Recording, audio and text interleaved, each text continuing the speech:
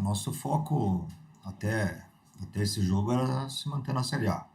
Sabe que todo ano vai ser difícil, nós somos um clube aí que vai ser normal transitar entre Série A e Série B. Infelizmente, não é o que ninguém gosta disso, a gente sabe. Talvez goste por transitar na Série A, mas sabe que algum ano a gente vai cair. Nossos números, infelizmente, são assim, em termos de tamanho ainda são assim. A gente está tentando de tudo elevar o padrão do clube, mas ainda não é suficiente. A gente sabe que nada que a gente faça vai dar uma garantia de permanência. A gente vê grandes caindo, né? Imagina nós com o nosso tamanho. Porém, sempre a gente tem que fazer uma avaliação todos os jogos, todos os dias é feito, o departamento de futebol se reúne, o Júlio, junto com a comissão técnica, todo mundo sabe que quando acerta todo mundo está acertando, quando não dá certo, como agora, tá todo mundo junto. Então, obviamente, em todas as áreas do departamento de futebol, todas as áreas do clube, em momentos assim, tem que ser reavaliados, até pelo nosso orçamento, que muda drasticamente, né? Então, agora é parar e tirar o nosso foco, que era da Série A, e realmente projetar o ano que vem. Dentro desse futuro, presidente, tem a questão da própria gestão, né, que agora vai ter que passar por um novo processo eleitoral já, a ideia de continuidade, no que diz respeito à sua gestão, ao atual departamento de futebol e da comissão técnica. É, a ideia é a gente sim apresentar uma chapa, ainda a gente não definiu ainda os cargos totalmente, até porque deve haver algumas mudanças aí dentro das vice-presidências. Então, primeiro a gente tem que avaliar como é que vai ficar todos os cargos para depois fazer as definições, mas provavelmente a eleição seja dia 9, então já durante a semana que vem vai ter as inscrições das chapas, pode haver mais que uma, e a gente só vai saber como é que vai ser a continuidade depois da eleição, né? Mas muito provavelmente haja, sim, né, uma continuidade geral dessa diretoria, sem querer passar por cima do Conselho Deliberativo, que tem o direito também de mudar, né? Assim como nossa torcida tem o direito de querer uma mudança. Porque eu sei que nesse momento ninguém está feliz, assim como eu também não estou, ninguém gosta de um descenso.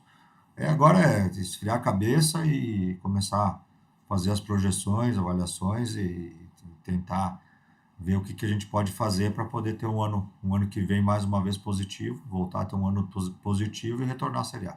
Fábio, em paralelo, esse processo sucessório tem que ter planejamento. Imagino que vocês já tinham, né, um plano B, literalmente, né? Plano com um orçamento menor caso houvesse o rebaixamento.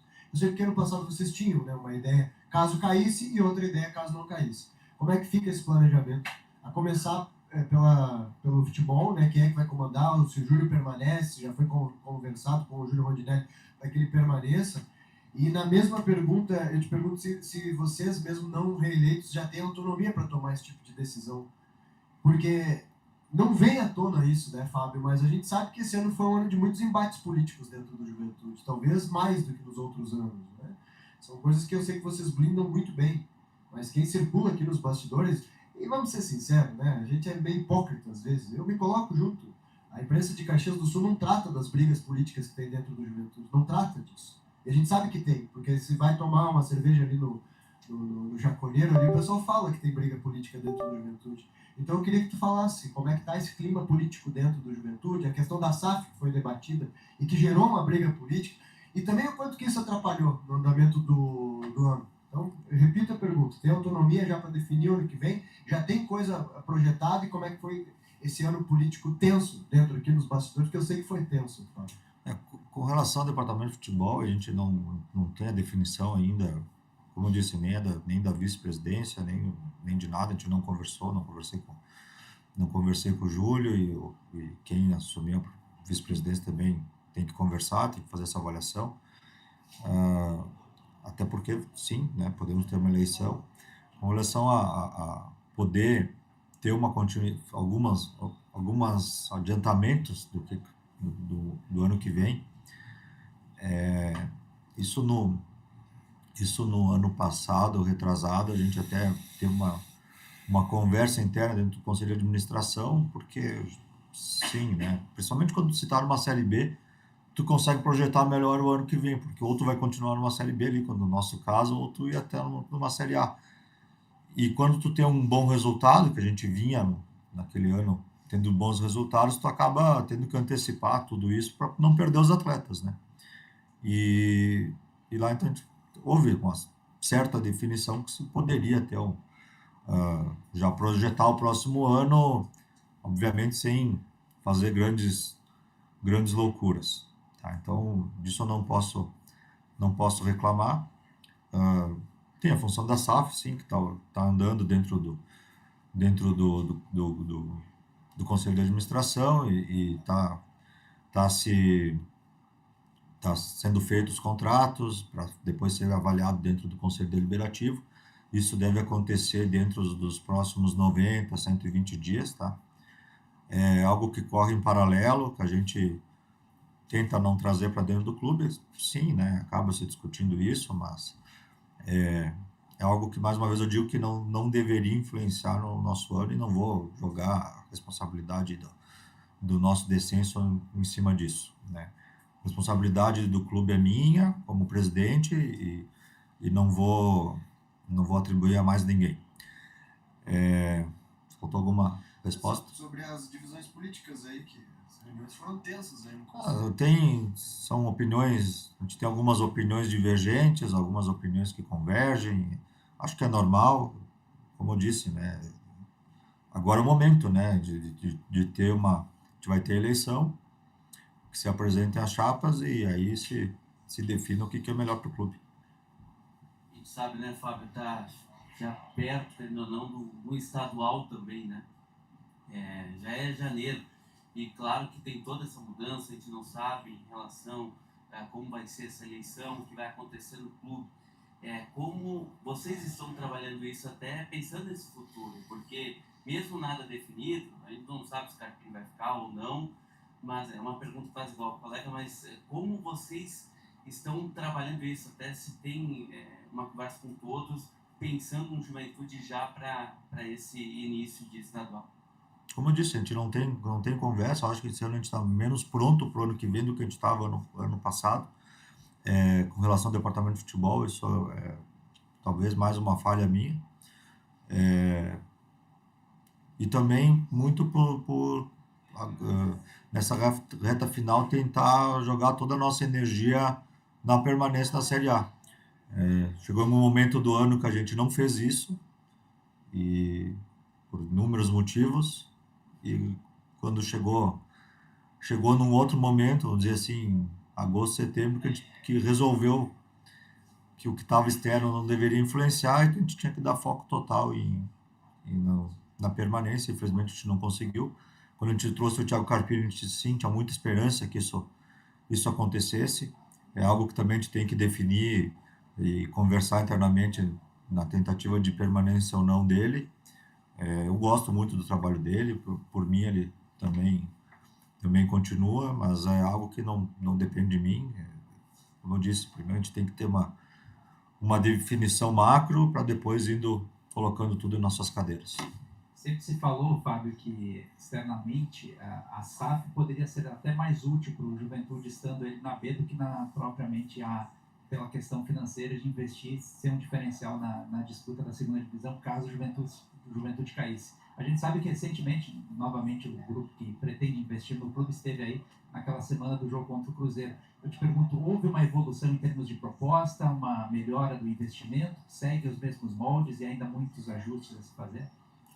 Os investimentos são os mesmos, isso foi definido já na reunião do conselho, aquela que foi aprovada, que a gente ficaria dentro da parte esportiva. Ela tem uma obrigação de ficar 1 ano a cada 5 numa Série A, então são 4 anos de B a cada, e ele teria que buscar 1 ano de 5. Um orçamento mínimo na Série B de cerca de 60 milhões de reais. Não é investimento, é orçamento, né? Então, pode ir de 0 a 60, né? Hoje o Juventude, Para vocês terem uma ideia, hoje o Juventude organicamente teria de 35 a 40 milhões de orçamento numa Série B, estimo assim, né? Varia muito de ano a ano por causa da verba de TV. Mas ao mesmo tempo, então, numa Série A não teria investimento maior, né? Então, tudo isso tem que está sendo melhor entendido, por isso, então, a gente foi contratado uma banca de advogados do centro do país para poder fazer essa negociação melhor. Então, ela tá acontecendo, não deixou de acontecer, sim, ali naquela data ali, perto do jogo do Cruzeiro, eles estavam aí conversando com o grupo que trata sobre isso. E vamos ver, vai andando ao mesmo tempo, e depois quem vai ter a decisão final, o Conselho Deliberativo, como eu disse, provavelmente em março ou abril vai ter essa votação final. A gente ainda tem que aferir o investidor, ver se o investidor terá como cumprir, né, todas essas promessas, assim como tem que ter mais uma análise das nossas contas, de todo o clube. Então ainda tem alguns passos que tem que ser caminhados por ambos aí.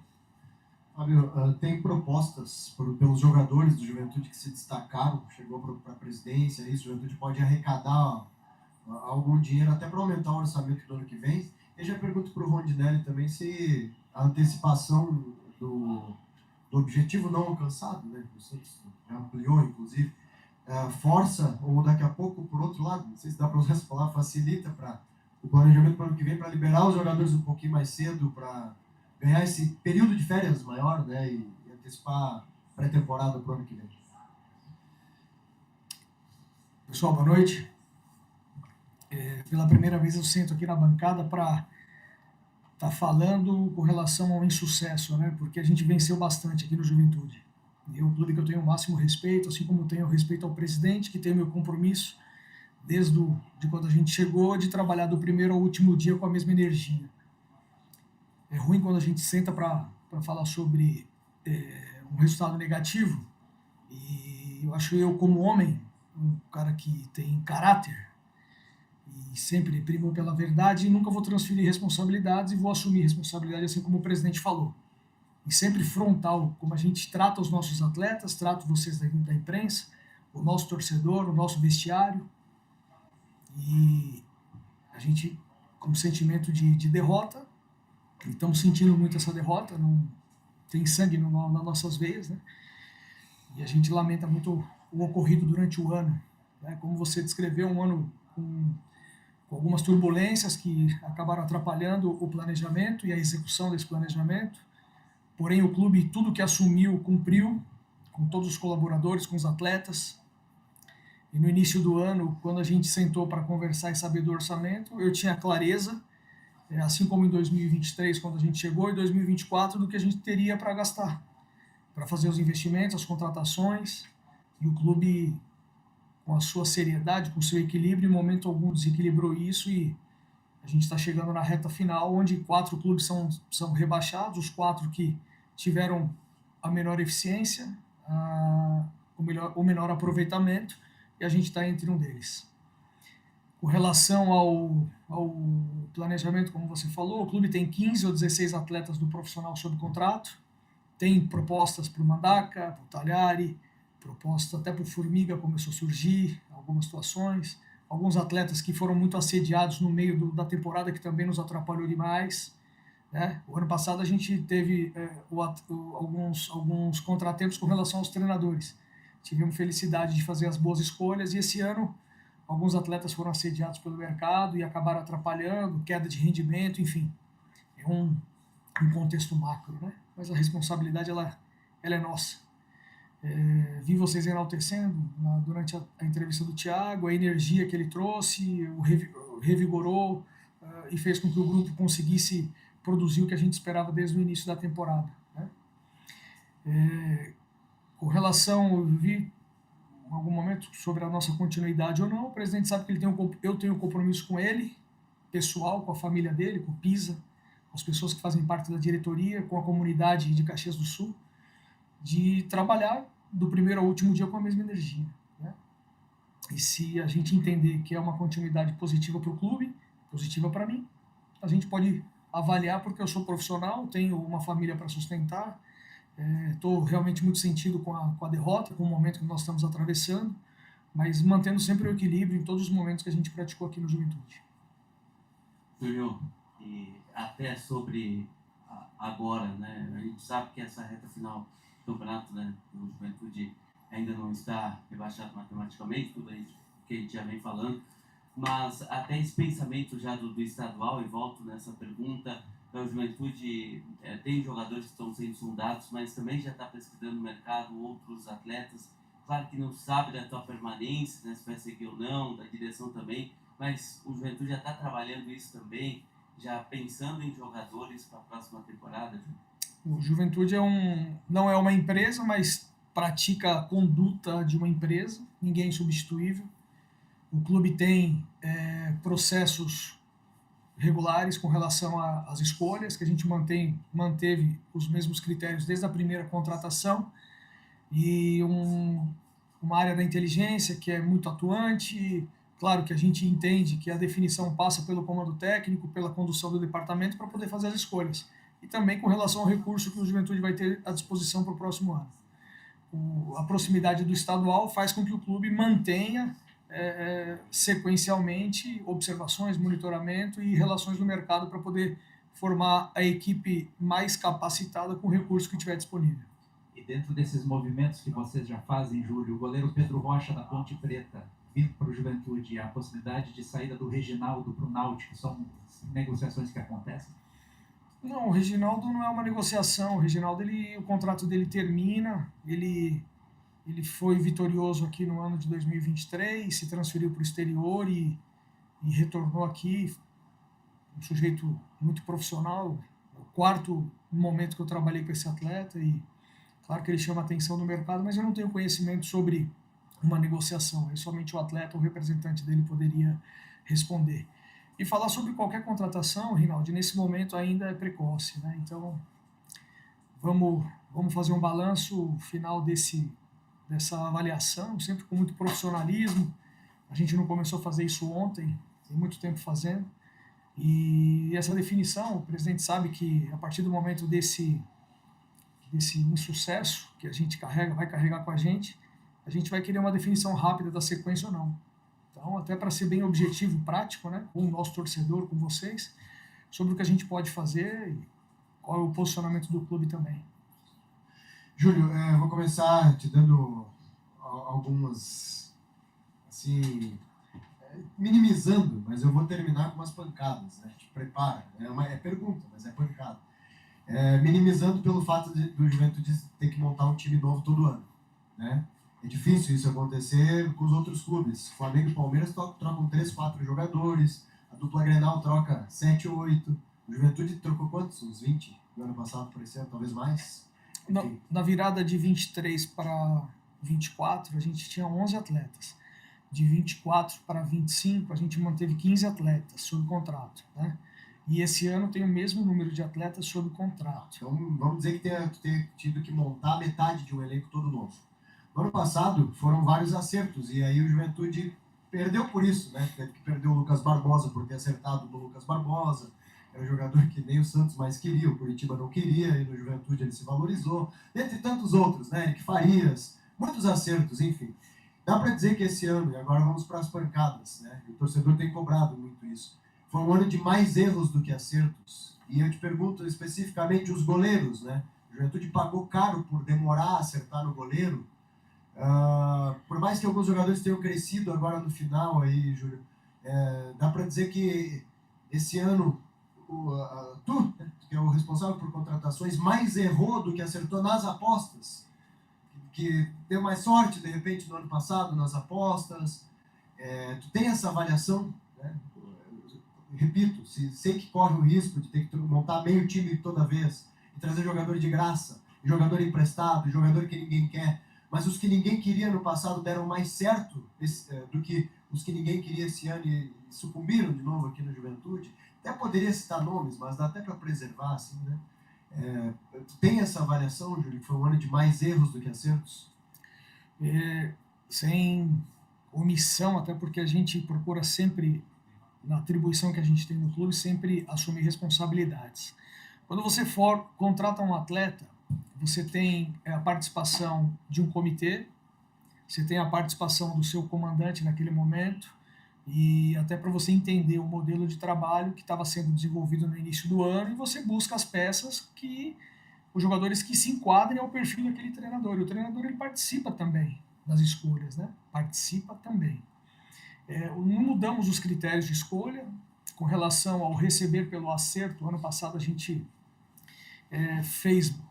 contratamos jogadores que haviam sido rebaixados, que aqui vieram e deram certo. Jogadores que eram eventualmente reservas em times de Série B vieram aqui e deram o resultado que a gente esperava. Claro, muito depois de uma análise minuciosa. As escolhas elas não mudaram os critérios. Há 6 anos eu faço, foi no clube anterior e agora aqui, quase completando 6 anos, de resultados muito expressivos. Foram 2 vice-campeonato paulista, um da Série A2 e um da Série A1, a permanência, o acesso. E os critérios eu posso te garantir que foram os mesmos. Com relação aos jogadores que ninguém queria, a gente procurou ser mais rápido do que alguns outros clubes no momento de trazer os jogadores para cá. E esses jogadores vieram e, claro, tivemos 2 mudanças de comando técnico, muda a característica do treinador, cada um com a sua forma de trabalhar. Eu sou muito conservador com relação à troca de treinador, mas foi inevitável esse ano. Primeiro pela quantidade de gols que a gente havia tomando, alguma instabilidade durante a competição, e a responsabilidade ela é nossa. E ao mesmo tempo a chegada do Thiago, que deu a energia, que todo mundo já conhecia o trabalho dele e tal. Então ele só aceitou vir para cá, e ele já deixou claro, por saber da seriedade do Juventude e das pessoas que aqui trabalham, né? Então, quando você não tem o resultado, e o resultado, hoje nós estamos na 36ª rodada e já é impossível de atingir, ninguém serve. E mesmo o ano passado, quando a gente atingiu o objetivo, não é porque estava tudo certo. Então, essa linha de equilíbrio, a gente tem que buscar sempre fazer uma boa avaliação, preservando claramente o clube na sequência. Tudo que fizemos aqui até hoje sempre foi o Juventude acima de tudo, e com profissionalismo em todos os atos, todas as contratações. Então, os critérios praticados eu posso te garantir que foram os mesmos. Claro que a gente aprende a cada temporada, a cada momento, para a gente poder corrigir e ser mais assertivo. Então, eu penso que com o recurso disponível que a gente teve, a gente sempre fez o melhor. A gente sempre tentou ser criativo, sempre tentou montar boas negociações dentro dessa limitação, e essa limitação ela é sabida desde quando eu cheguei no clube. Então não é colocar ou arrumar uma muleta para falar de limitação, mas a gente acabou de enfrentar uma equipe aqui, onde a gente teve um resultado de empate, que é uma SAF, uma potência nacional, é a 4ª ou 5ª força brasileira hoje, com jogadores aqui, 2 jogadores de seleção brasileira, outros de outras seleções, um treinador que, na minha avaliação, figura entre os melhores do Brasil, e mesmo assim a gente fez um resultado de 1-1. Então eu consigo enxergar ainda coisas boas no duelo contra o Cruzeiro, que é a 3ª potência do futebol brasileiro. Duelamos, competimos e também tivemos resultados que não foram satisfatórios ao longo das 36 rodadas que a gente disputou. Mas o profissionalismo ele vai sempre imperar em todas as ações que eu tiver no clube.